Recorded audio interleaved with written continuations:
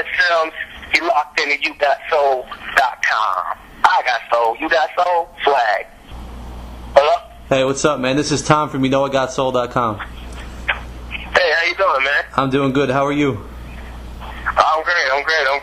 Cool. Getting ready for this Bulls game. Oh, okay, cool. Thank you for taking this time for the interview. I appreciate it. No, I thank you for, you know what I mean, even stepping up to do it. Yeah. I appreciate you, you know what I mean? Yeah, it's all good. I'm glad we got a chance to do it, though. First, I just want to start talking about your writing. I was reading in your bio that at the age of 15, you moved down to Atlanta and you linked up with some major players in music like Jermaine Dupri and Dallas Austin. So, how did you originally connect with them? Well, going down there, when I went down there, I was about 15. Me and my mom moved down there, and I was working with some producers out there by the name of Mr. Fitz and Diggy Doms.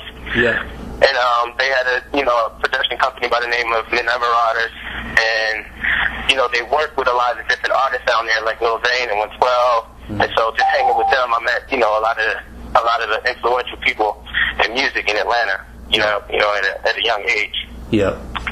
And just kind of built up my notoriety, and then I signed a production deal with the Midnight Marauders when I was like 17, 18. Mm-hmm. Okay. And I worked on my first project, and working on my first project, I was able to be in different studios. It's a big community, music community in Atlanta, and you might just walk in any session and see anybody, like Mm-hmm. Like Jazzy's in one studio, then you see Brian Michael Cox in another studio, and then John T might be in his studio. Yeah. So it's like, you just down and you just meet a lot of different people. It's awesome, man. Yeah, cool. What was your first major writing placement as an artist? Well, I had a couple here and there. My first was really like my project. Mm-hmm.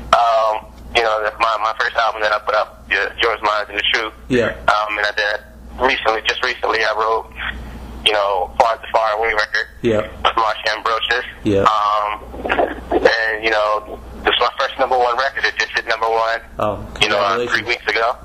It was still #1 3 weeks later. Mm-hmm. On the Urban AC Billboard chart. Yeah. And it's like #8 on mainstream. So it feels good. Mm-hmm. Because I've been going at it for so long, like, you know what I'm saying? Yeah. It's like you're finally seeing your work come to fruition, so it's an exciting time, and I'm excited about it. Cool. Congratulations on that, by the way. Thank you, man. Thank you, brother. I want to talk a little bit more about that song, actually, Far Away. How did that song come together? Like, what was your intention with the song when you were writing it? Working with Marsha, first of all, it's always just great because we connect on a music level, like something like I've never seen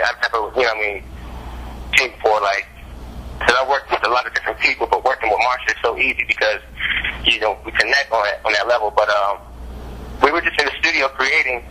At the time, we were calling ourselves Starsha, because we were together so much, just, working on different records. Mm-hmm. And we came out to LA, and we were working on her project. This is when she was still with Aftermath. And we went in the studio with Just Blaze, and he just started the track, and me and Marsha was just sitting there vibing. And Marsha's one of the artists she's one artist that always wants to be honest.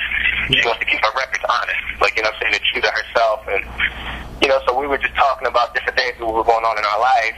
And at the time, I had a death in my family. I had a cousin who committed suicide when he was. Around the same time we were writing the record. Mm-hmm. This was maybe like 3-4 years ago. Mm-hmm. And she was talking about someone who, she experienced that with, and that's where the concept of the record came from. But, we didn't want to say, we didn't really want to make it suicidal on the record. It was just, we wanted to write something that was true to what we were feeling at that time. Mm-hmm. And it just came out crazy. It came out incredible. Yeah. It was dope. Yeah, that's cool. I think that's why it came out, the way it did, because, with so much emotion, with the record, with writing it. Yeah, that's cool that you were able to turn, like, some tough times in your life and put it into words in a song and make a beautiful song out of it. Right, it was our way of turning the negative into a positive, you know what I'm saying? Definitely. Just channeling that energy, and maybe someone else, we can help somebody else who may be going through that, like, you know what I mean? Yeah, exactly. Yo. All right, so talk about your writing process. Like when you're going to write a song, how do you go from the start to the finish of making a song? Well, every session is kind of different. Like, I know with myself, I just like to do whatever feels good. So, normally I'll go on with a producer and they'll play, a bunch of records and we'll go with whatever one we just get a feeling off of. Like, you know what I'm saying? And sometimes, the writing process can be really, really easy, and thoughts just come to paper, but that quick. Other records, you want to spend a little time with, you know what I mean? So sometimes, I can go in the booth and freestyle a record. Yeah. And then other times when there's a certain emotion that I want to pinpoint on the record, it may take a little longer. You know what I mean? Then we just, get it knocked out. Okay. But, I know sometimes, a lot of times too, I like the track records. Like I may just do a one-line scratch on the record, like the first night, then I'll take it home, live with it, and just see how I feel about it on the first year the next day, and then I'll go in and cut it if I like it. You know what I mean? Yeah. Okay. We mentioned Marsha Ambrosius before, and I know you were paired together with her in the Night Riders team, you were part of earlier. What was that experience like, and how did that whole group come together?